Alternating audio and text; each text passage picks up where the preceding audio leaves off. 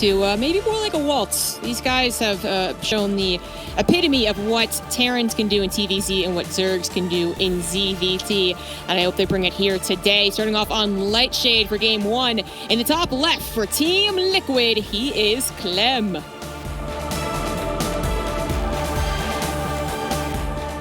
On the bottom right-hand side of the map, playing for Team Ents. The GOAT, perhaps. It is Serral. I like to think of him as the GOAT. Yeah, I'm sure there's lots of people out on the internet who would love to debate you on that, Cats.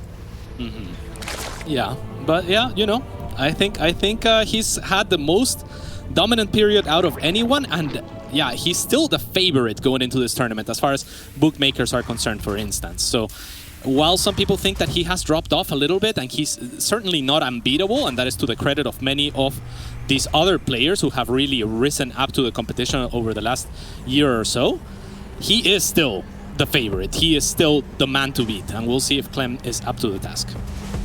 He's been before. He has taken down Serral in a couple of series. It's always been very, very difficult. Never an easy path for either player. And a lot of the times, Clem was able to kind of mix in some very powerful attacks that catch Serral off guard. Usually we talk about Serral and how good he is, and not just specifically, you know, his macro, his micro, but also the fact that he doesn't seem to actually waver under pressure. He doesn't get surprised that often. And then Clem actually still manages to do it every now and again. You know, bringing in a Hellbat attack into a game 5, that's very risky, and Serral actually not being prepared for it. But it is what we're looking for more so is the early game attacks, sure, perhaps from Clem to unsettle Serral, but then that lightning fast follow-up that we know the Terrans can do, especially Clem, not just following up immediately with like a double drop from some type of attack, but then also to the left and to the right, and then right up the middle with tanks. And Lightshade is one of the shorter maps that we have, so he can utilize that. As far as Serral goes, maybe he throws in 1 or 2 attacks, right? Because he does know how to mix it up in a best of 5, but we always look at him as the guy who's so comfortable in his macro that he doesn't need to. Yeah, absolutely. We are going to be looking for Serral to defend his creep spread. He is excellent at that. And I think that for most of the European CVT and CVT in general these days, I would say, leans towards heavy Link Bane aggression or heavy Link Bane play defensively. Clem is the type of player whose mind play is just so well regarded as one of the best in the world that it is very scary to go up like, with that type of unit composition against them, right? Like Mutas, Links, and Banelings, all weak, all relatively weak at least to mines. So I expect and I hope that Serral will be mixing in some Hydras throughout the series, for instance. Oh, we already got something interesting going on here. So Observer been showing us that Clem did not go for any type of scout or Reaper harassment right into those Marines with the reactor. Can be a little bit risky, so he places them on the ramp, right? So they're not going to be able to get surrounded. But that did let the Ling barely glimpse the factory timing, which might actually give a little more information to Serral as far as if this was going to be a 2-on-1 or into actual factory production. The factory being this fast, it could have been swapped over. He doesn't know that yet. We do, however. The Hellenes are on the way. The armory is about to finish, and Clem is looking to surprise Serral, and I think it's going to work. Serral's currently still building drones. That's not usually a good sign. All right, is there a Baneling nest out? That would be the counter unit to all of these, and it's just now going down. So this is definitely problematic for Serral, who finds himself defending much earlier than you expect to. At the same time, it is such an early attack that there isn't really much meat to it. So the 4 Queens are going to do their best to kite backwards. Some drones might have to be pulled off the line slowly just in order to soak up some shots, but it looks like Serral is whittling this army down slowly. We see 1 or 2 drones. They're kind of stalling, right? Like those Hellbats have to stop to attack, and that is exactly what Serral needs. This is a very interesting attack from Clem. You noted it precisely that it was just such an early attack. It's going for speed over, you know, the ferocity, I guess, of some other attacks, the ferociousness, that the attack itself didn't actually end up looking that scary, despite up until it appeared on creep, the fact that Serral was actually still building a couple of drones. The Queens fanned out, as they're very good at doing. The Hellbats had no way of recovering, you know, no medevac with that type of push. And it was really about catching the Queens also off guard, so the Marines could actually burst them down without having stim, so they're not actually that great at bursting things down.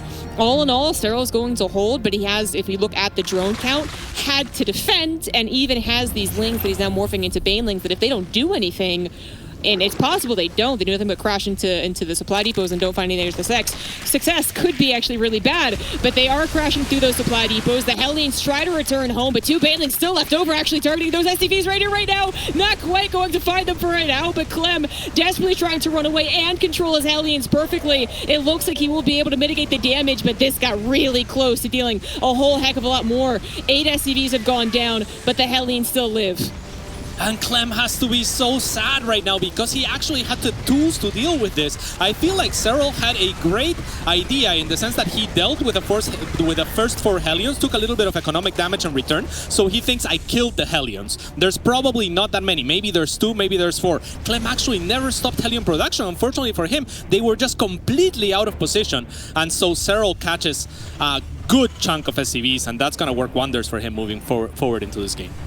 Exactly. That didn't work out the way it did. That was going to be a big waste for Serral because 6 Hellions absolutely can take care of the Banelings and any amount of Lings afterwards, assuming that Clem doesn't mess up his micro, which, we didn't think he did. But he was out of position, so things turned a little bit more awkward than Clem was hoping for. Awkward enough to really feel super confident about Serral's decision to go for that counter.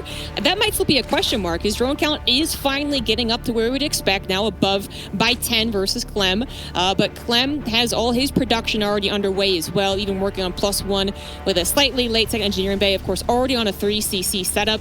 I mean, this is actually a really interesting start to a TVZ, but it's going to continue on for a while longer. Yeah, it certainly looks like it because the third for Clem was so quick. Now he's going to look to get it situated with his Hellions that, like you mentioned earlier, were kept alive. The Lynx are going to come in at a nice surround, and if he gets a surround, that could be huge. The Marines, though, outputting a lot of DPS, are going to shoo away these Zerglings, and now the Wall of Will be finished. That was so scary, man. I mean, there's a good number of Marines, actually, so maybe it wasn't always going to be that scary, but you see Hellions get surrounded in early portions of TVZ. It's got to be terrifying, right? But Clem, not just with enough Hellions to guard against that, enough Marines to have a backup plan as well. He's still producing off of a pretty nice setup. He's got all 3 of his barracks done, 5 Marines at a time, and still producing Hellions as well. And what this does is actually provide a way to continue attacking into your opponent. You're not waiting for the slow tanks. You're not waiting for the mines to burrow. You are just sending units across the map, trying to find Serral without enough Banelings. It is such a great decision because Clem attacks and he tries to seize opportunities just like Serral did whenever they create openings for themselves. Whenever one of their opponents or one of their opponents' attacks fails, that's when they try to capitalize. And look at Clem with beautiful focus firing, gets rid of a Baneling or 2, and he's just gonna pack and leave. And that's perfect because he forced Serral to continue to make units instead of workers. This is a brilliant dance here. I mean, I was throwing out the term waltz, and I feel like it's a little more scrappy than a waltz, but it's not too far off. These guys are showing some excellent decision-making, excellent control, and what is actually a more action-packed TVZ than we're used to for the first 8 minutes, and going to continue to be action-packed as Clem is actually in full gear right now. He's got 4 medivacs, so 2 sets of armies off to the left and to the right, clearing up creep, finding some overlords, supply blocking Serral, actually a severe supply block, as he only just builds 3 overlords.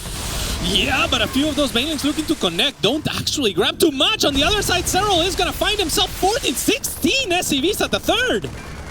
Oh, that is big. That is big. Clem thought that he was the one with all the control, and actually Serral had done something that we know he's capable of doing and hiding a couple Banelings off to the side, and it worked out absolutely fantastic. But does he have enough Banelings on the defense? Only 2, and Clem is eager to snipe those down, actually make that 3, but 2 now gone, leaves only 1, and that is sniped down as well. Clem is going to be forced to pick up and evacuate, but oh my god, the engagements just keep on coming, cats.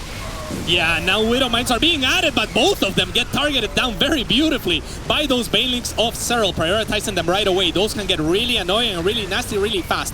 Now Clem is in a prime position between 2 bases where there isn't creep joining the 2 bases, but there is Banelings on either side, or at least in one of them. Clem survives with most of his army. The Queens are fanned out enough that they provide a little bit of an anchor, but if there's no units to support, they're really not doing enough damage. And what amazing focus. Oh my goodness. Oh my goodness, this game, this battle right now, it is so close, but it is going to go in favor of Clem as he takes game number 1. And one of the fastest CVCs that we've ever seen. That was go from start to finish. Fantastic. That's the definition of back and forth, action-packed. I mean, those are not words that you just throw around when you're watching these two. I mean, words evade me in order to describe just how amazing these two players are and how evenly matched they are. It really is like they're both to the Nathaniel's reference to Gohan. They're both throwing their kamehamehas at each other, and it's just it's just not moving. It's just stuck dead center.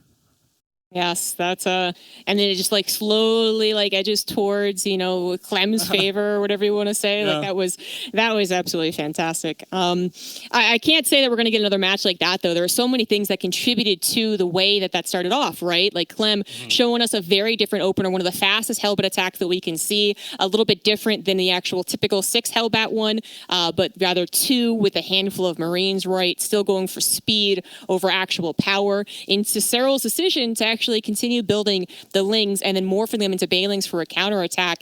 If Serral had not done that portion, then this game probably actually does settle into more of like a typical, okay, we were going to wait for these people to actually power up.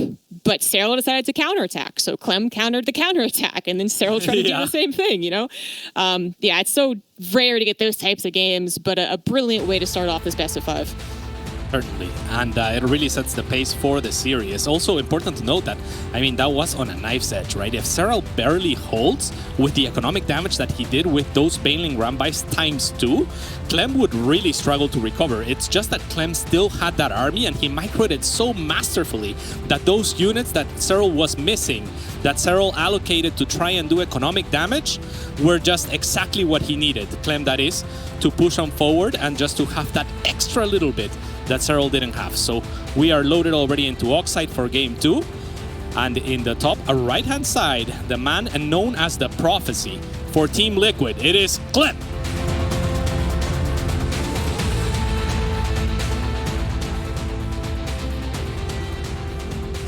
In the bottom left, there's the Red Zerg for Team N, still considered the GOAT by many, but losing that first game, he is Serral. All right. Let's see. Let's reset. We can't expect that this series will be as action-packed as that game, can we? Certainly not. It would be bananas, but I'm getting jitters. These two are just so amazing. It's such a treat to watch them play. And they are gonna open just as normal as it gets. They really mark their differences a lot of the time, not so much strategically, but tactically with the little decisions that they make with their units, right? Like we know Clem is masterful when it comes to positioning. I think better than most of any player. And he is so very fast at doing it as well. It's seamless. The amount that he can actually go into that last game, despite it being only 8 to 9 minutes, was it? Is actually kind of crazy. You're kind of bringing up the fact that Serral going for the offensive economic damage with those Banelings might have did contribute to his eventual loss, and having enough Banelings to actually ward off Clem, scare him away from the bases while he spreads the creep. But I would say that 9 times out of 10. Serral is actually totally fine doing that Baneling attack. It's one that is very practiced, and we keep on pointing out as one of the things that Terrans have to be wary of. But because the game was already so close, on a knife's edge, it was so back and forth, there are still so many things left to be done for Serral. He didn't have the creep spread that he usually can depend on to kind of give him some extra seconds to make more Banelings. He didn't perhaps have enough injects even, because all of his queens had to be constantly on the front lines, defending against the Hellbat, defending against the first push, the second push, the third push. Just it's not something that we see a lot. Usually Serral is calm and calculated, brushing everything off like a bug's bothering him, and then engaging with those Banelings, and Clem actually punished him. Yeah, and Clem's positioning just out of this world, sitting between both bases where there is barely a little patch without creep, and that is where he chooses to take all of those engagements, threatening either base, whichever one Serral abandons. And Serral can't really give up either side because there's queens stuck in between. So Clem recognizing this type of thing and just saying, okay, here is where I make my stand, and here is where I'll take any fight or every fight, and doing so under so much pressure is just really the type of action that separates him from the rest. Well, we have the complete opposite type of game here as Clem adds on a third CC, really trying to be a tactics master right now, and I love it. It's what's given him success against Serral in the past, although his straight-up mechanics can also do it as well. Serral, also going for just a normal macro opener, has yet to see a third CC or anything really that could say third CC. He doesn't even have an overlord over the pillar to see maybe like a lack of supply depots, for instance. Actually, very, very limited scouting from Serral. Yes, indeed, and they have played each other so much, and I'm sure a lot of studying goes into play for this series from either side. So Serral perhaps just anticipating that it is most likely to be a third CC. I don't really see Clem taking too many chances here, so I think that that is a fair assessment if Serral wants to save an Overlord and if he deems it appropriate because he maybe feels like he needs that extra edge. And this is the kind of thing that also came into play last game, right? Like, I feel like if Serral finds himself in a difficult position to defend, a lot of the times against a lesser player, he'd just be like, okay, I'll just give up my fourth. I'll just take a fourth somewhere else, and that's fine. But against Clem, I feel like Serral knows that he can't afford to lose anything that for free, you know? That is true. I mean, the Overlord was still scouted that the Hellions had been made, which at least takes away the chances of it being like a 2-1-1, for instance. Although not always. We do see some Terrans actually swapping in around with the factory and the reactor. The Overlord this time is going to actually sacrifice itself, get that confirmation on what it was. Seeing that the two barracks are already done, factory already swapping over, knows that it was a 3cc 2-1-1, which is very economic, very powerful as well. You still get a fairly fast double drop out there with all the power of a 3cc behind it. I love that Serral was also unshaken from last game and the early attack, and he thinks, okay, if you do something like that again, you know what, I'm just going to defend with my queens again. So his Baneling Nest, no adjustment, right? It's as late as he usually would make it, which is impressive in itself because, I mean, I'd be terrified. I'd be like, oh, what if he does that again? You know, it's Clem has already shown a lot of range in one single game of the amount of aggression that he can do. I mean, that was so many attacks layered one on top of another, and here comes the first one in this game. It's going to be a double medevac drop. Yeah, only 30 seconds later than like a 2-base one, right? So it's, as I said, a very powerful build. Really still gets you control as a Terran player early on. Serral, kind of reacting to that, did go for that faster +1 Carapace, which has been a common response to these types of builds in the past. Will be later on adding that +1 melee. Right now having some troubles knowing that Clem is going to micro down those Banelings if he's not careful about it. Clem only taking the one and then safely evacuating. Yeah, and you have to love that. I mean, he is there to clear creep. I think that the positioning that Clem chooses with those medevacs is going to give us some insight as far as where he wants to push later. So Serral surely will have to allocate extra resources with his queens to try and push that creep outwards. Clem is sitting at the edge of that offset creep so that if Serral tries to do some... Wow, so confidently stimming forward, actually, in spite of all the units and the queens being here, and picking off the creep tumors that he needs. That is just so well done. And so annoying for Serral. I mean, sometimes you look at it and you're like, lol, the queen's just planted back down, right? But it's actually kind of annoying. And we are still talking about Serral trying to use all of his energy for those creep tumors. So nice control, but Serral still doing good things behind it, trying to clear up some rocks. Now seeing a bit more army come forward, and that is actually going to be the entire army moving forward, which Serral barely glances with that Overlord. So now he's got to get set up, but those rocks, they were only started on. They're not actually dead. The tanks will abuse this a lot.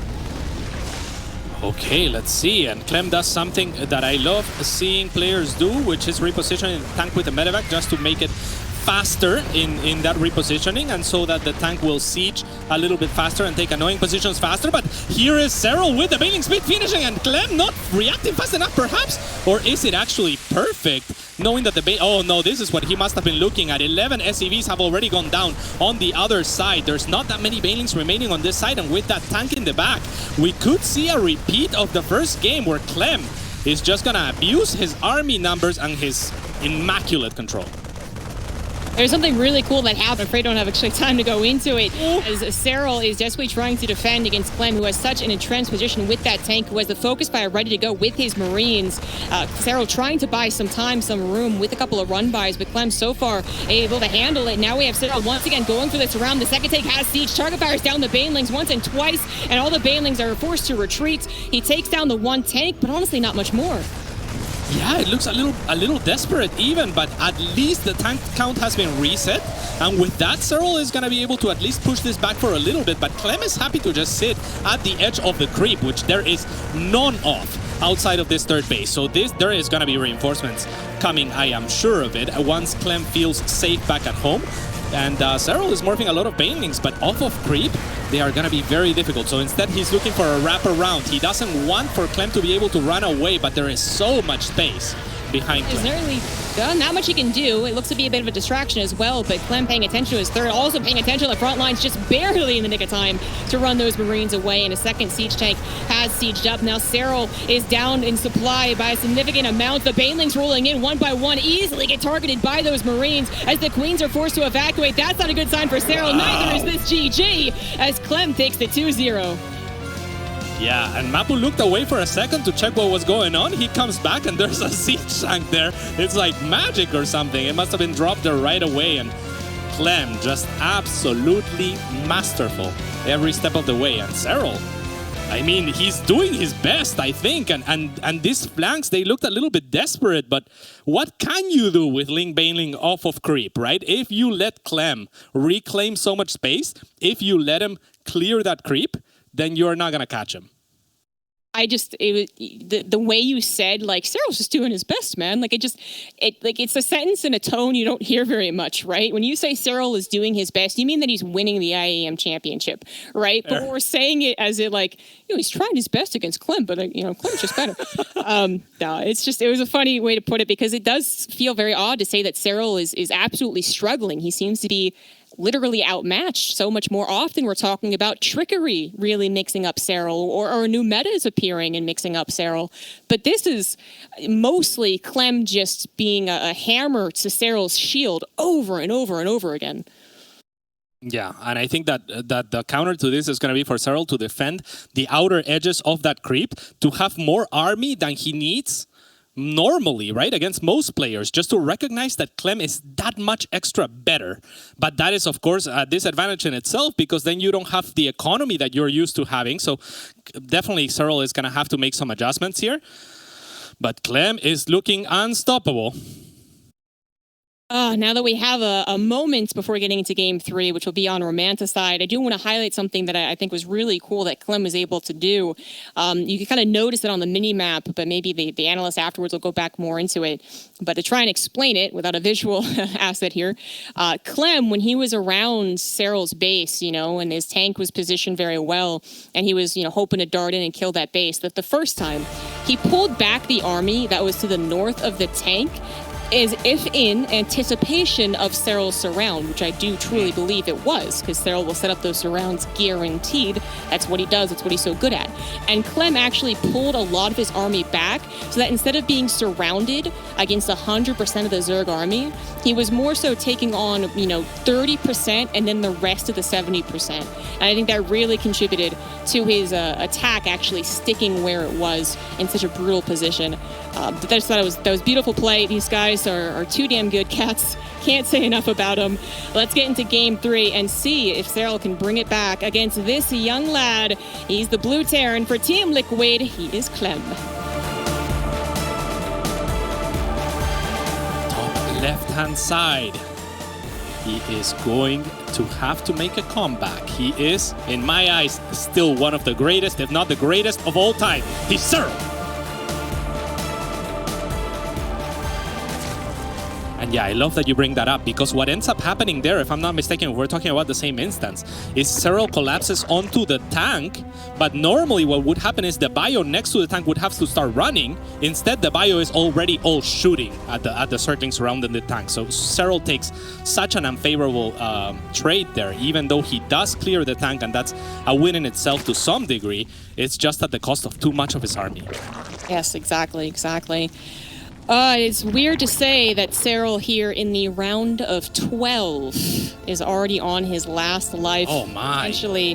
Potentially again being denied the IEM Katowice championship, which has been something that he's been denied in the past, even when it seemed perfectly lined up for him. Yeah, I think that thought just sunk in my head. Serral being eliminated in the round of 12 is not something that I came into today thinking, even though when I look at the matchup, I think, this is anyone's game. But when you put it that way, oh my God, that is a scary prospect. That is not one we expect to face, especially in a matchup that Serral has looked so good in. You know, at one point we were talking about his just amazing, perfect ZVP, and that was kind of last year when then suddenly Zest appeared with a couple of adepts and Serral couldn't really respond fast enough. This year we're talking a lot about Serral having the best ZVT and proving it over and over again against the Korean Terrans. Again, there's that phrase that just means that they are damn good, Korean Terrans, and is now struggling against this non-Korean Terran who has ascended, truly become Super Saiyan 2 Gohan, and is now even maybe ascending to Super Saiyan 3. I don't know. However far Dragon Ball Z goes, Clem is getting Yeah, I think he can go up to 4, but there's a new Dragon Ball that I'm not aware, not too familiar with. So they might go even higher than that, and if they do, then I'm sure that's Clem because he's new age as well. And what beautiful on both ends! That was just so beautiful. So Clem moves in to take the Crypt Tumor, but at the same time, Serral says, if you are to take my Crypt Tumor, I'm gonna set my links so that they surround the Reaper. If you back, then nothing happens. It's reset, right? So it's I think a good trade for Serral overall. Clem was the one looking a bit more disappointed on that camera. Kind of like, I don't really want to lose that Reaper, lose access to the scouting.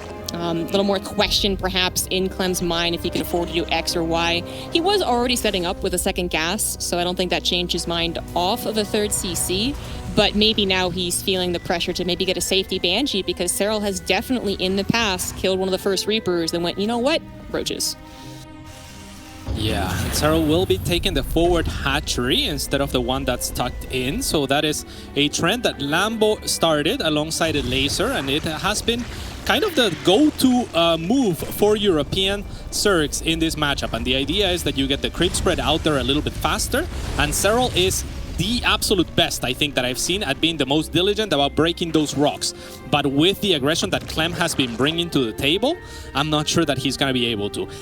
If Serral gets to clean those rocks, and actually I just saw those rocks and they're already in the yellow, so Serral has already started, which is really awesome. But if he clears all of those rocks and those minerals, then the map becomes a lot more open, and that's where Zerg really thrives. Absolutely. Not if they lose a bunch of drones to a couple of Hellions, though. Clem, thinking about it, sees the Lings respond and is able to save his 4 Hellions.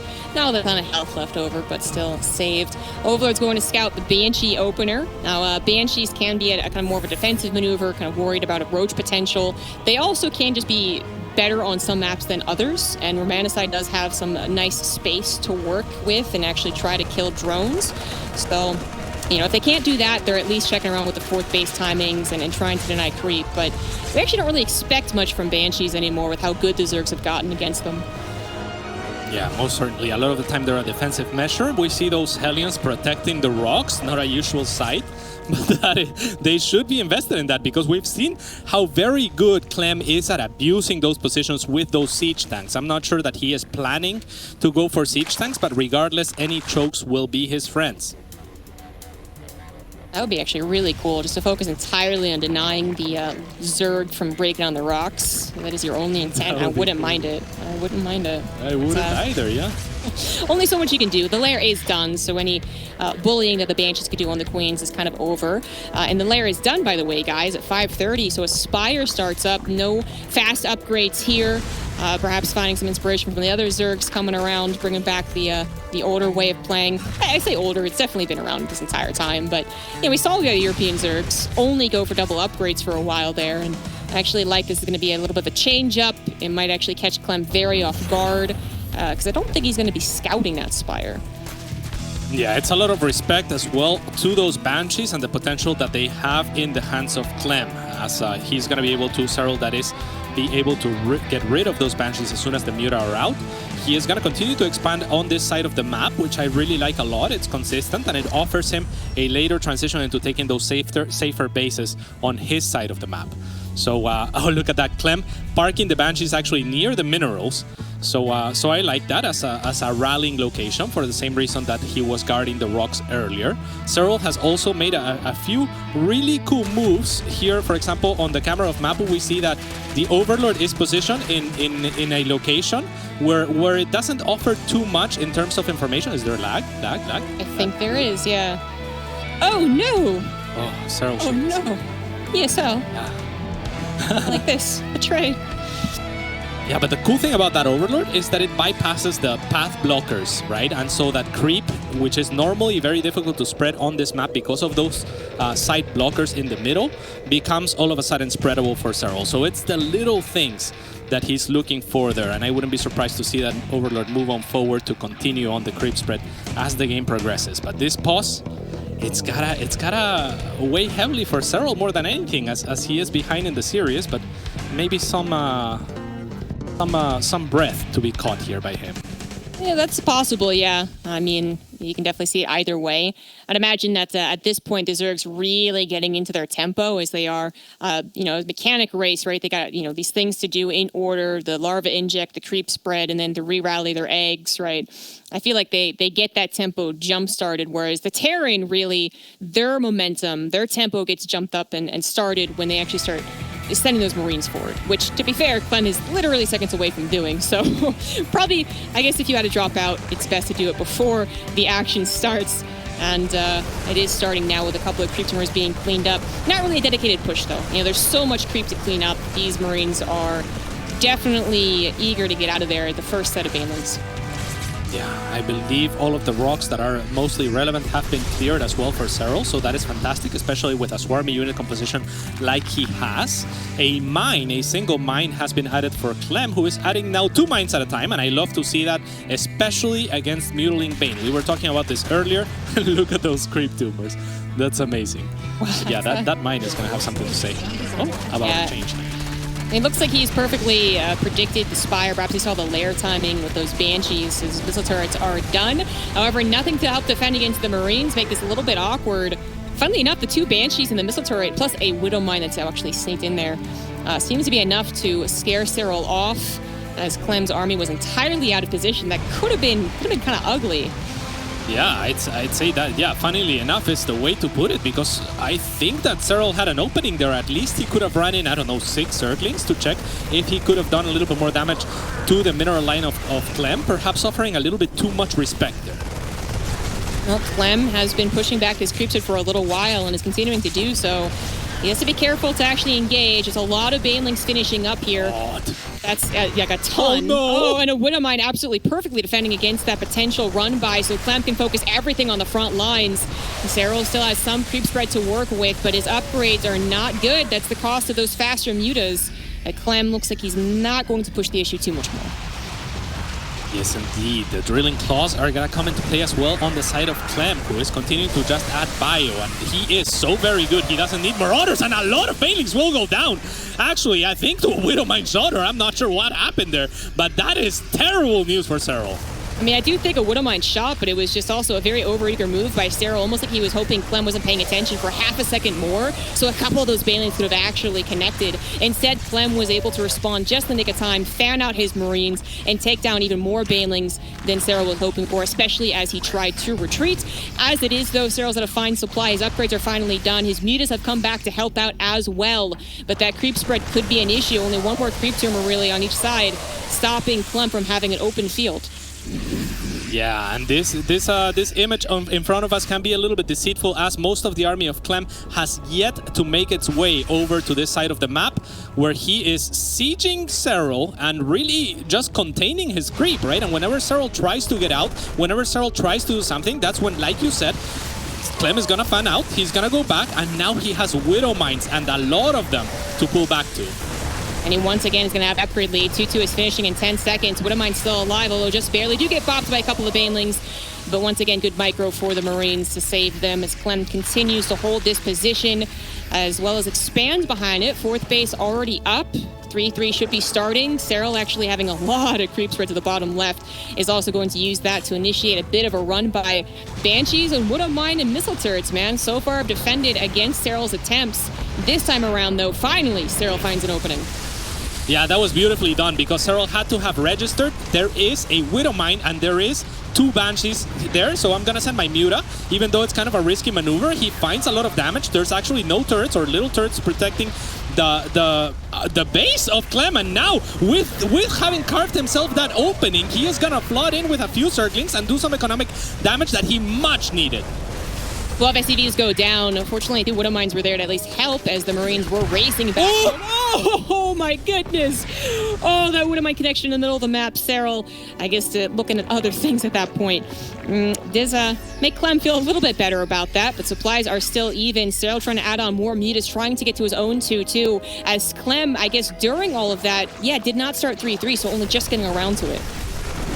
Yeah, Serral also just getting around to the infestation pit, so he has definitely been slowed down quite a bit in this game.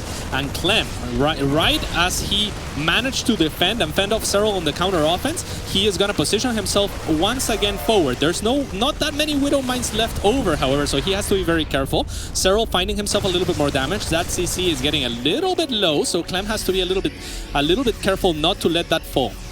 Yeah, and hopefully he's repairing it. 5th CC is on the way for Clem, as Serral has at least guarded his, 5-6 bases. Oh, nice. Missile turret on the planetary was the only defense it had against mutas, and that went down very, very easily. Clem now forced to look in 2 different locations, could be messing up on the front lines, as Serral actually jumps on top of some of the units there, but Clem not willing to give up this position, even as the mutas continue to wreak havoc in his natural. Oh, just hold strong, Serral. Just don't go. All right, yeah, that's the right move. He has to pull back. We want a longer series here. Just pull back, consolidate your army. He has done so much work with those muta on the other side of the map, and Clem, he might have to pick up and leave soon. There's really not much to anchor at the front, as there really isn't any more Widow Mines there, and the 2 Thors, I mean, they are going to be annoying to deal with in the sense that Serral doesn't want to waste Banelings on them, but we're talking about Serral. I mean, surely he's going to run past those very easily, while the mutas are avoiding their greatest enemy in those Thors and those Widow Mines, which we've seen Serral falter to before. They are being beautifully targeted this time around. A beautiful micro there from Serral, grabbing 4 of the Widow Mines too, not letting any of them shoot. Clem was chasing that entire mutaflock around this entire time with pretty much the same Marines and could not catch up to him. So 32 SCVs have fallen. Now, so far, Clem has been replacing a lot of that with army supply, but he is remaking SCVs. He does have 5 command centers. The 3-3 could be a target, but then look at this. Clem actually finally lifting up and doing a drop into Serral's extra base. He's going to also head into the main as he still continues to fight off these mutas. Yeah, action on either side. I would really love for Clem to grab at least one of those doors and bring it back to deal with the muta, because Serral has just been relentless with the mutalisks. He has been so very great, it would be difficult for me to believe that he has ever complained about his skill with this muta. He has just been as clean as can be, and Clem is really not respecting those muta enough. Doesn't seem that way so far, but still doing a good job keeping Serral off of that Hive tech up until now. The Hive is about to finish finally, but Clem's also finishing up that +3 attack. Drop is going to be cleaned up, but Clem, now just looking for more of a distraction, is moving once again through the middle where he's cleaned up so much creep spread. It is one of the more open spaces on Romana's side, right? But the creep has just continued to be denied. Once again, going to be denied here with another scan if he's got one.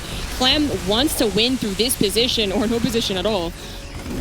Yeah, some Marauders being added as well, which I really like, so that they can tank at the front with those Thors. That's going to make it much more difficult for those Banelings to connect, as concussive shells are going to help, but the Marauders in themselves alongside the Thors are going to absorb so much. The Banelings not finding the connection, and as soon as they're about to step off creep, Serral smartens up and he says, I've done this a couple of times too many in this series, and I will not let you showcase your micro.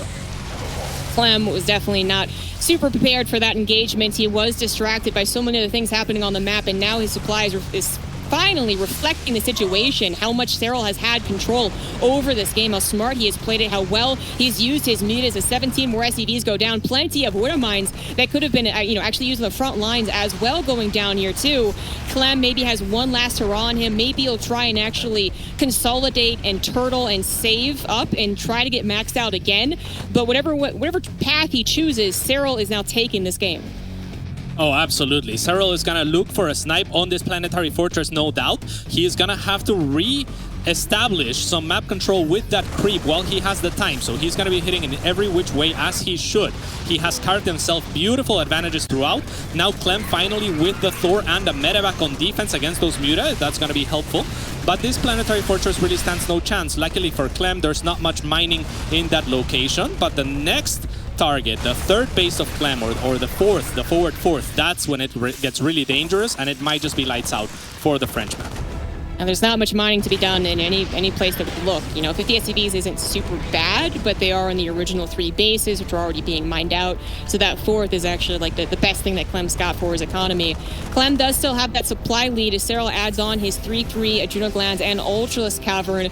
He still is on an army that could be defeated if improperly controlled, but so far Serral has chosen everything correctly. He's pulled back when he should, he's engaged when he should, he's used his mutas by so much more time, and he's continuing to do so now with a huge pack of links. Yeah, both players definitely playing a very good game, but Serral has had the best of it so far, and with a double-pronged attack, Serral finds the best of Clem on both sides, connecting with a lot of Banelings in the front, and with the Muta finding a little bit more economic damage, killing 6 SCVs. 6 SCVs that Clem really can't afford to continue to lose at this rate. I mean, maybe he just stops building SCVs and hope to have that much bigger army supplies. I don't see any being produced here. That is a decision that sometimes can work out. Oh, if the Wood of Mines has hit the mutas especially. But Serral is so far controlled. No, but he's trapped! He's completely trapped from all 3 sides. Clem came in and grabs a handful of mutas to at least get that thorn out of his side. Yeah, beautiful moves. Serral still relentless on the aggression, especially because he has creep nearby now, the now established 3rd or 4th base from Clem. So that is going to be a staging location that is going to be extremely difficult for Clem to deal with. And now with this Banelings, Serral has the option to breach into the main. He's not going to be paying attention to that, however, as he could very well lose the game to this army if he doesn't respect it. Yes, indeed. He has to respect this army. Serral is currently at actually even greater supply than Clem. Just so much damage has been taken, but maybe a couple of Wood of Mines could change the tide. Not that one, though. It's taken out, and the Banelings roll through on creep, but into a very fanned-out Terran army. Clem is still going to try to make this work, but he's so deep onto creep, into an Ultralisk, into the Banelings as well, and Serral is going to be bringing back this series. He's done it. What a beautiful display. Back and forth yet again. And Serral with a sigh of relief. Just smile or something if you're not pleased with that game. I don't know what you can expect of yourself. I mean, that was just absolutely incredible. What a masterclass with that Muta control. Just, yeah, one of the better displays of CVT that I've seen in a very long time. Yes, it's awesome of Serral to actually get to actually using those mutas like he was, right? Because for a little while there, it looked like his run-bys weren't working. It looked like he was the one that was slowly getting pushed back into his own 3rd base, on that forward 3rd base, while not being able to find that momentum or find the distraction or find the damage. But after the 3rd or 4th attempt, right, he finally figured out what exactly was there. You pointed it out. Serral was like, okay, there's going to be a Wood of Mine, there's going to be this many Banshees and this many missile turrets, and he was finally able to crack that. And once it was cracked, it was like it was actually open, right? And he just kept hammering in to that 3rd base. Excellent play there on Romanticide as well. One of the maps that is so large, left to right, that finding the Terrans unguarded in their bases often means they can't respond quick enough. Yeah, and it's really such a scary position that he did that from, because the early game was really looking like Clem could take the series 3-0, which would have been just bananas. He already had carved himself a very strong position onto that forward 3rd from Serral, right? Like the creep wasn't great. He had most of his army situated there, and that is when Serral decides, you know what, this Muta have to win me the game on offense. This Muta have to go across, and that is such a difficult decision to make when your opponent has been essentially just microing so well. I don't want to say out microing, because a lot of the micro just straight up falls onto the Terran side of things, right? It's not like Serral can just make his link start throwing stuff at the Marines. They have to get close to them, and it's up to Clem to spread and to kite those Zerglings and Banelings. So Clem really just putting a masterclass on that front, and Serral creating chaos with those Muta. That's exactly what he needed to do. He did it in a masterful way and brings that game back. And we have a series in our hands. Spawning in the top right-hand side of Pillars of Gold. It is for Team Liquid. Clem.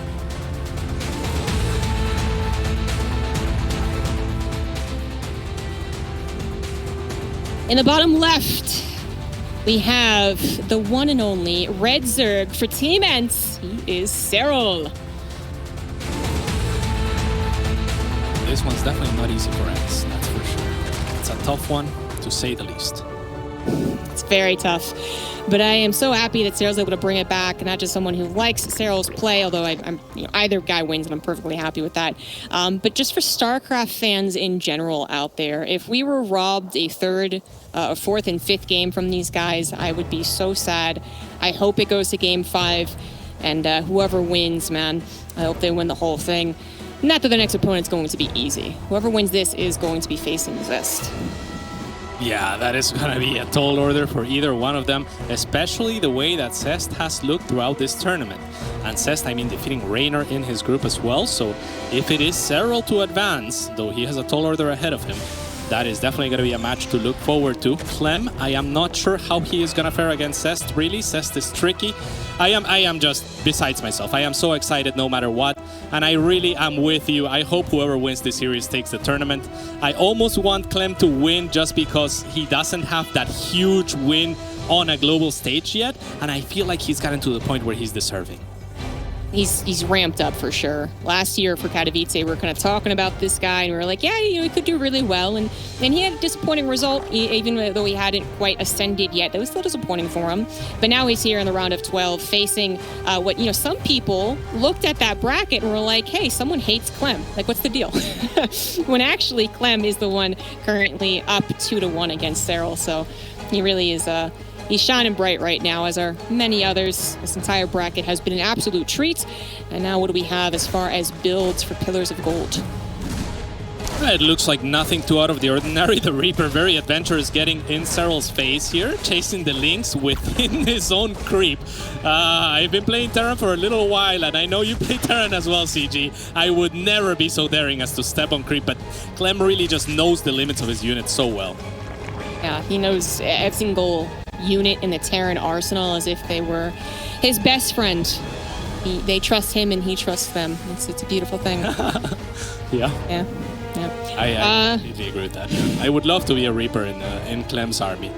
Yeah, there's some Terrans out there who they make 50 Marines and they go all Menk style and they're just like, yep, just run forward and die. But Clem's like, you are my baby. I will take care of you. Pats them on the head, gives them a kiss on the cheek, and just sends them off. Yeah, playing to Desplancito in their headset. I love it.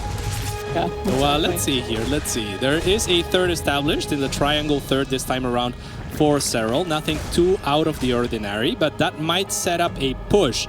Tank pushes onto that location are very, very strong onto the location where Serral has taken his third. So we'll see if Clem tries to do something like that. For the time being, it's a single medevac being produced from the starport, as well as an armory coming up. So I think we're going to see Hellbats once again. Absolutely. One of the most classic versions of a Hellbat attack as well. In the first game, we had kind of a tricky, very fast one that included more Marines than Hellbats initially. This time around, it's one of the OGs, the medevac with some Marines in it, and then providing that healing for the Hellbats. Serral does have an Overlord heading into the main. Just seeing seeing the medevac. Yep, well, there you go. Seeing the medevac would be enough to tell him. Not always 100%. There are some other tricky builds that like Bjorn will throw out, but usually this would be like, okay, you are a Hellbat attacking me. Certainly, and interestingly, I think all of the Marines were loaded onto the medevac, which means that Overlord is going to be uncontested in Clem's base. I wonder if just dropping one of those Marines or two back at home just to deal with the Overlord might have been worth, but it looks like Serral will get caught off guard for the time being as he's having to evacuate that base. Yeah, a bunch of Queens are available though. A lot of Queens, totally prepared. 2 more are on the way even. And Serral actually just pulled everything back so that the Queens would guard everything. Because the likelihood of a third hatchery actually dying to this is quite low, especially since the Banelings are on the way. So very calm response here. And Clem is like, you're supposed to be not so prepared. Stop it. You're supposed to have Queens out in the middle of nowhere so I could kill them.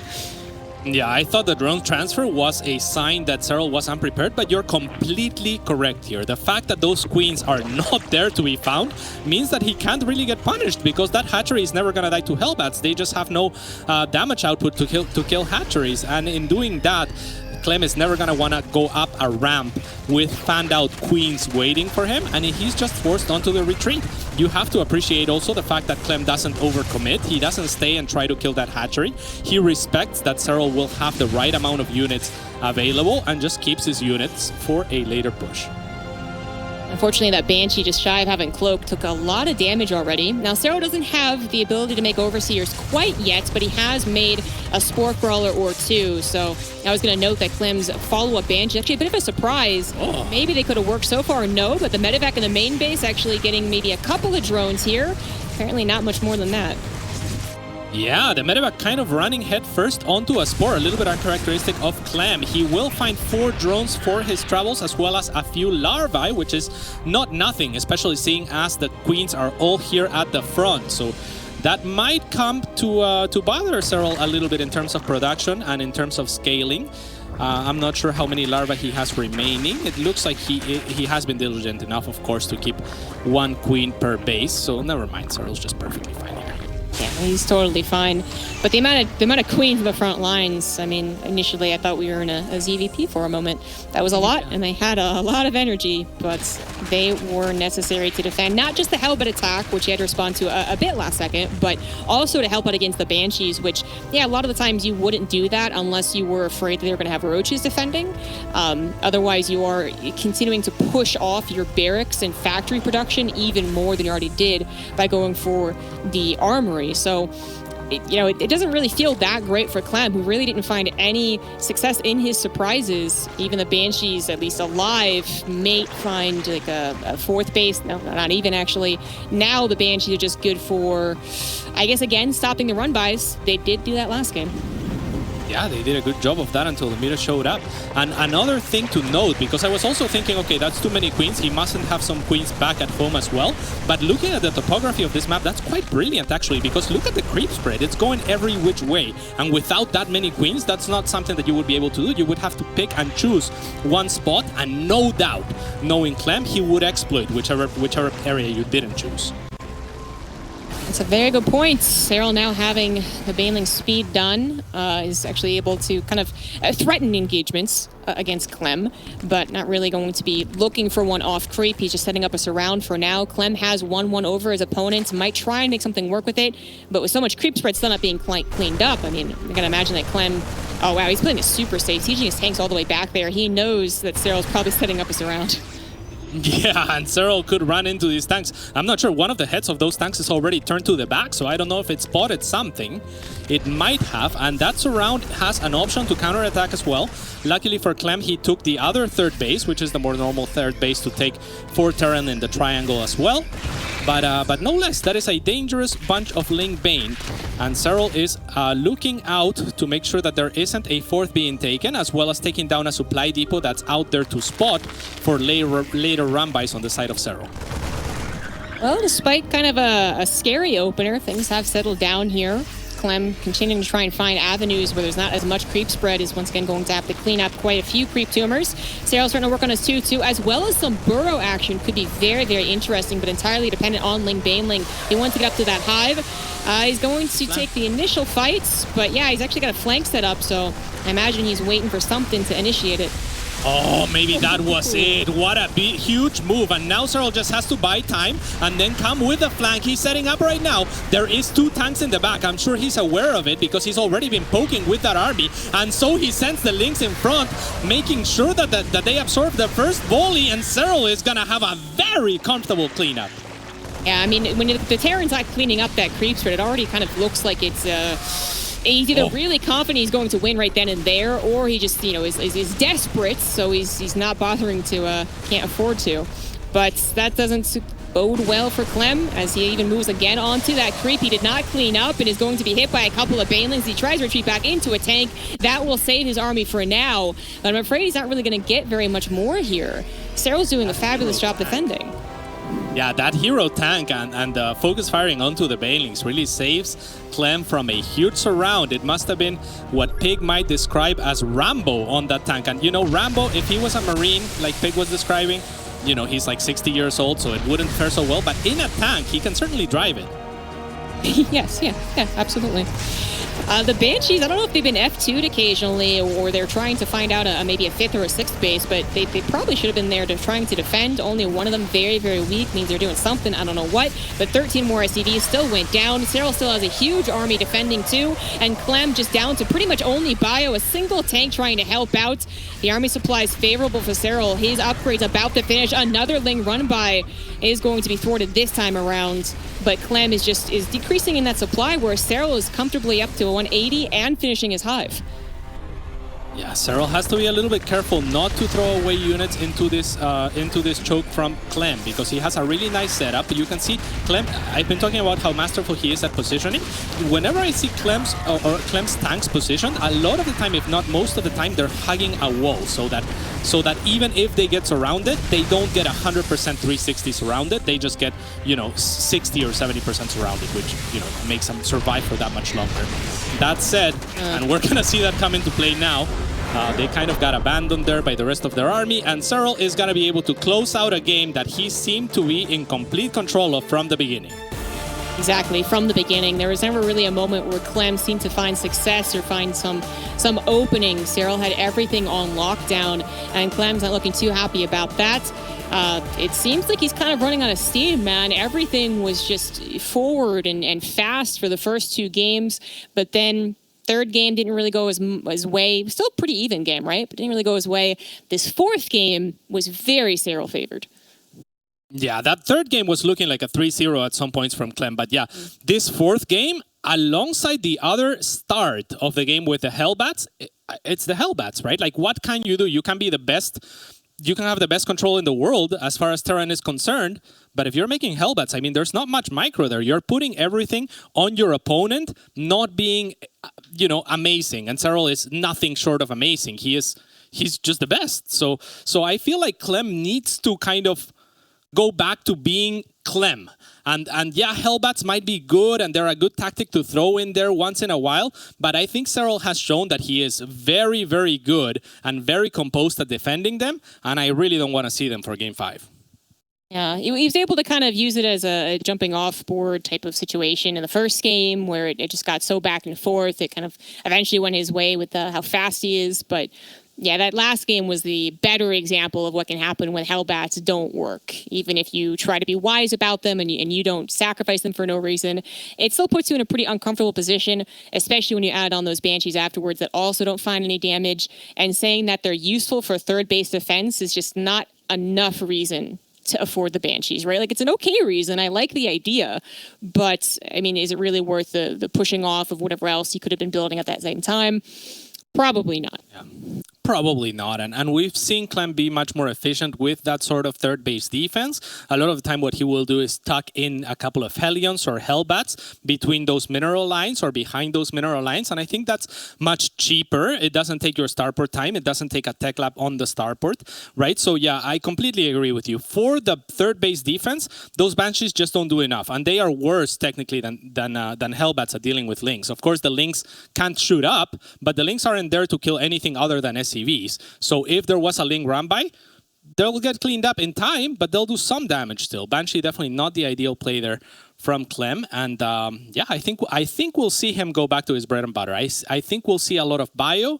I would love to see Hellions to open to control things as far as the creep is concerned. But yeah, like I said, the Hellbats are a little bit sketchy. The next map is going to be Death Aura. And that is a very strong defensive map as well. And normally that's kind of a good thing for Terran. But in this matchup, I feel like Clem is a lot more aggressive. And Serral falls on defense a lot more often. Yeah, it's kind of, obviously we do look at the statistics for a map, and then we also take into account player preference. But then, one of the things that's certainly very important is like player style. If someone's going to be nonstop aggressive, does it really matter if their race is supposed to be X or Y? Maybe not as much. So Death Aura, usually you can get these 3-base, 4-base setups really nice. That's almost guaranteed. So no Hellbats this game, I agree with you. And then nothing surprising from Serral either. who maybe would have done it if he was up in the series at any point, but wasn't. So I don't think he's going to do it here for Game 5. And then we'll see what happens in the mid game, because Death Aura has been giving us some amazing TVZ where they do get set up nice and swell, and then they actually get to the left and right battles. The mute is distracting, the drops hitting, that type of stuff. That's what I want from this last game of this series. Serral has granted us our wish of a Game 5, and now we're going to see who actually gets to move on to the round of 8. Oh my God, it's down to the wire. It's when the pressure mounts, and in this position, I almost want to favor Serral just because he is the more experienced player. But this is the type of test that you need to break through if you are this man on the bottom right-hand side of the map and playing for Team Liquid. It is Clem.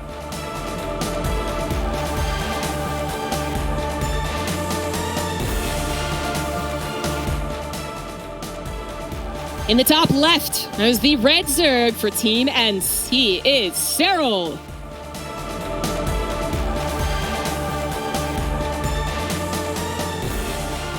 Absolute nail-biter of a series, taking us to Game 5. Already sloppy Serral taking 5 minerals there to make his hatchery. That hatchery is going to cost him 355 minerals instead. Oh no. Oh no. The sign of things to come. He's behind! Oh no!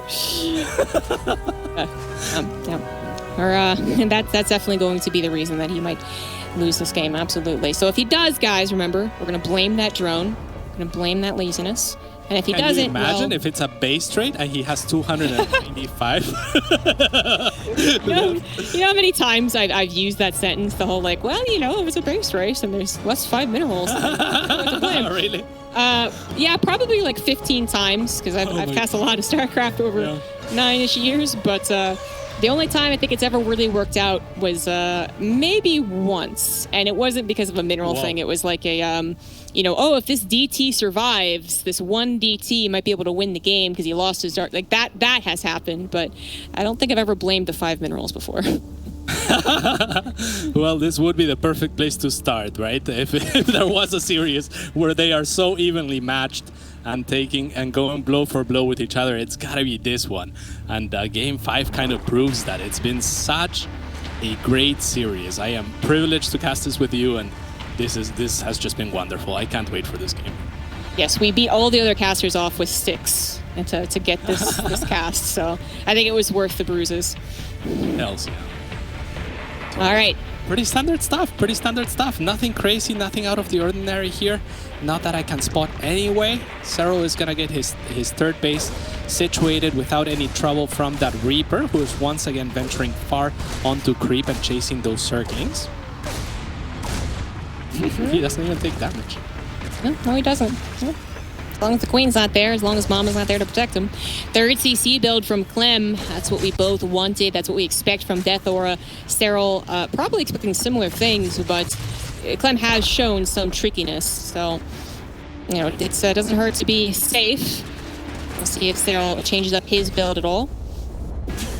Yeah, we can see just how tuned Clem is into this game, because like every time the Queen stepped 1 inch away, he would move 1 inch forward with that Reaper. So it had to be the sister of the first Queen who came to defend her as well. One wasn't enough to plant that creep tumor. Delays it a little bit, nothing too relevant. As also big props to Serral in identifying and giving enough credit to Clem's Reaper.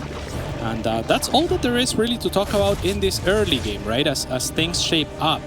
But it is that kind of detail that really separates these two, because it's the kind of thing that they will do consistently throughout the game.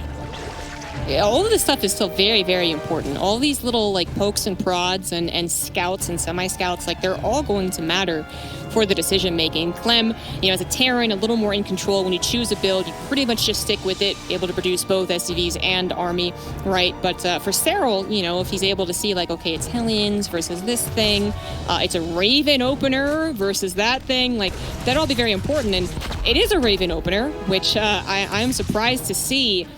Usually you do see Banshees, maybe a Viking, some people still do that, and of course the medevac if you're going to go aggressive, maybe a Liberator if it's a fast sim build as well. But a Raven is last on that list. It's a surprise. Yeah, and as much as I love Ravens, and I think the Raven opening is a strong opening, I am surprised that Clem kind of saved it for Game 5, right? Like, he's bringing out something different. It's not what you would expect. A lot of the time, players default to their norm in Game 5, and Clem is really looking to mix it up here. That Raven is gonna, of course, serve its purpose as long as it is able to support this Hellions in clearing creep, in denying further creep explosion here on the side of Serral. As Clem continues to add on production barracks, it's going to be bio, of course, as we would most likely expect. Additional Hellions still being produced, Stim on the way. And yeah, Serral's just rolling up, chilling. Serral doesn't know that Starport was producing, so he's getting a couple of safe Spore Crawlers, which are actually pretty much useless against the Ravens. I guess, you know, technically they could try and help against like an auto turret harassment, but that's not what the Raven is expected to do. It is expected to help the Hellions clear up creep, which they're better at than ever before. They actually got a buff for this specific purpose. Oh! Wondering if actually it was going to create more Raven openers. That's not a whole lot of Lings, but that is a whole lot of Hellions, and they get right on top of that ramp, right into the main base, and Serral is going to be kicking himself for this. The Raven does go down, but how many drones are these Hellions going to find? Possibly a lot. A lot of the Lings have already gone down, and Clem actually going after a Queen as well. There was a second attempt at an Evo chamber from Serral, but it was denied from those Hellions. They still haven't found enough, and all the Queens are now in position. A lot of Lings have been made, so the Hellions are kind of trapped, and Clem is going to have to fight his way out of this, but I don't know that he can. All of the Hellions will get surrounded, and I think this did not pay off for the Frenchman. No, this really turned around. He wasn't able to actually access those drones. They're properly saved. Some really nice micro there from Serral. Some last-second decision-making and defense turned out wonderfully. Yeah, a lot of Lings went down, and Lings had to be replaced as well. But that's not really worth all of those Hellions that he made, plus a couple of extra that were either supposed to help continue clearing up creep, right? It really seemed like Clem had a plan to clear up creep. Now he's entirely gotten rid of that plan, and his reward for changing things up is just a measly 5 drones. That's not really what you would want. Is it end of the game for Clem? No, but that was supposed to go so much better. Definitely, and it's not the end of the game simply because Serral had to produce so many more Lings, because the first wave of Lings got kind of wasted, and he was kind of in chaos control mode, right? Like, he had to overmake circlings, and that is going to work somewhat in Clem's favor. Of course, it's still an unfavorable trade overall, and here is where we see the advantage of Serral, is in the fact that he got a very fast Spire, relatively anyway, and he is going to have 7 Muta of his own. If those 7 Muta with enough army find this first push of Clem, it's going to be a hard punish. There's no getting out for Clem from this position if those Muta pop out and there's enough units for Serral. I think that's the case.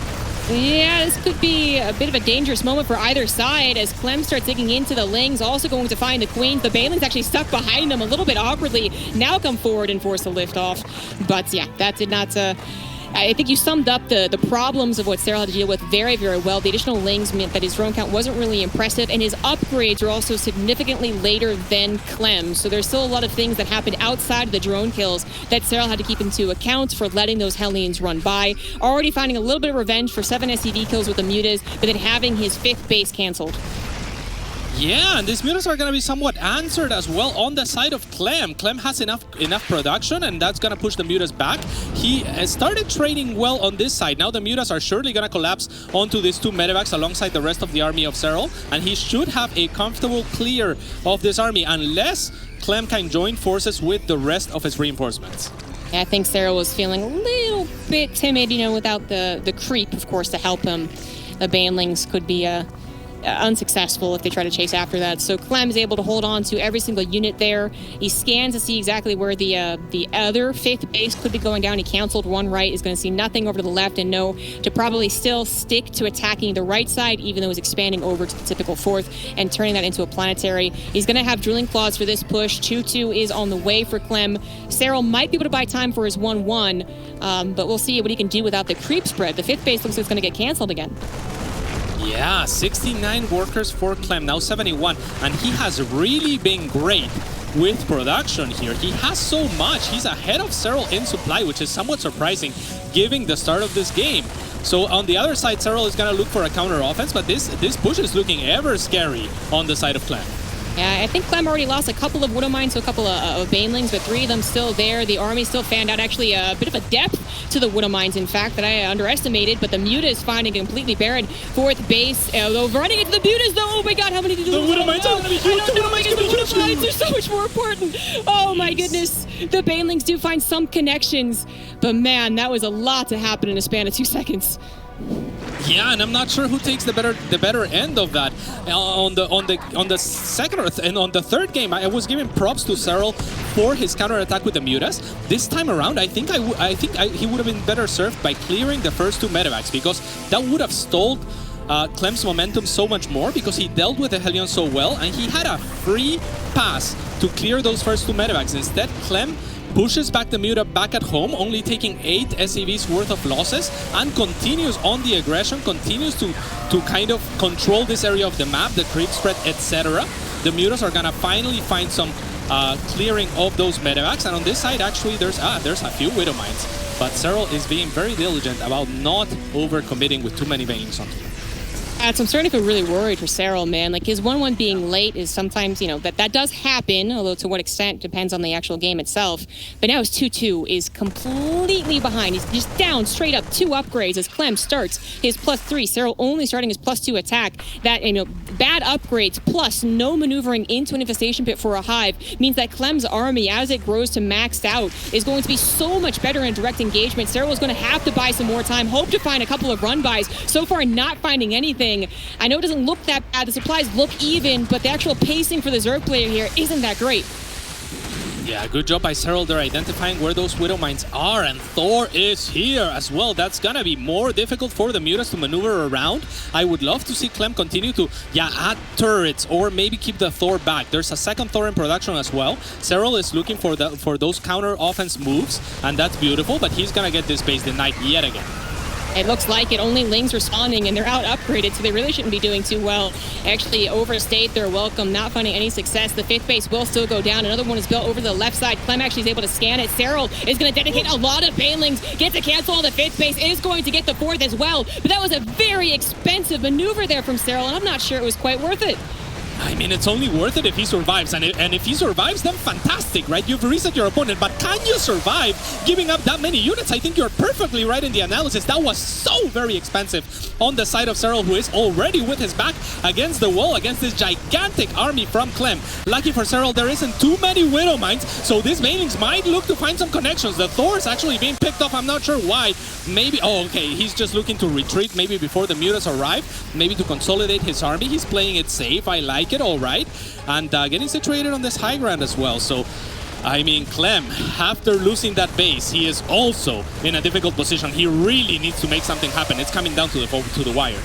Yeah, this is such a close game. Clem has transferred over his main base, though, so he's back up to mining really, really well. Serral's still a little bit in a lead thanks to another base off to the left side, but Clem is getting so aggressive. He has yet to clean up all the creeps, so it will be a consistent, hard battle for him, but he is pushing in on top of Serral's production. Serral about to finally kick into 2-2. Might be hitting a perfect timing here, finally having some even upgrades. Is going to push Clem back, forcing the lift up on the Thors. The Thors are taking out some of these Mutas, but there's still so many medevacs alive. They're going to try and ferry them as much as possible, but once the Thor is dead, the medevacs will fall as well. My God, but here come the Marines. Those are so very important because it's all the damage output. Even just 5 or 6 Marines at the front there, that would have been so huge for Clem, because the Thors, obviously, they suck against Zerglings, right? They're gonna kill one Zergling at a time extremely slowly. The Mutas, if they're fanned out, if you use the magic box, then there's not much that the Thors can do. So I was surprised to see Clem actually not pick up and leave like he did previously when he had some more of a backbone of an army, but at least the Thors survive. And with this, he's gonna look to push once again onto one of the outer bases of Serral, who is looking at the same time for a counter-offense move yet again. Yeah, Clem has, as I said, replaced his 4th base with his main orbital, but also is grabbing a 5th base. So the time is looking so much better for Clem right now, but Serral is really digging in his heels. He does not want to bomb out of IEM Katowice in the round of 12, which would be a bomb out for him. The guy that we continue to expect to win this and is always just short of it. Clem looks like he's in a fantastic place. 63 SCVs, plenty to work with. 3-3 upgrades also finally finished. Serral had one fight where he had even upgrades because of perfect timing, and now he's back to fighting a maxed out bio army with 3-3. Marauders are being added as well. Those are kind of like baby Thors as far as soaking up Baneling shots, so that's going to be really nice. A nice Widow Mine will find a connection to kill one Muta and bruise a few others that might come into play if an engagement happens in the vicinity of time.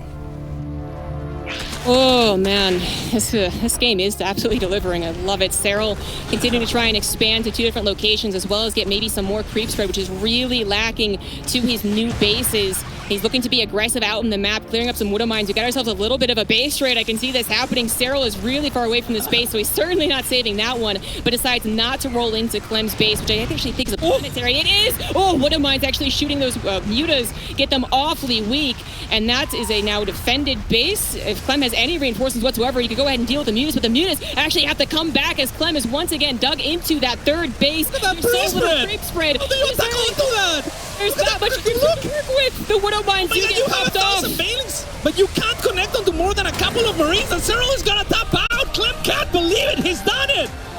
Clem has done it. He got the 3-2 over Serral.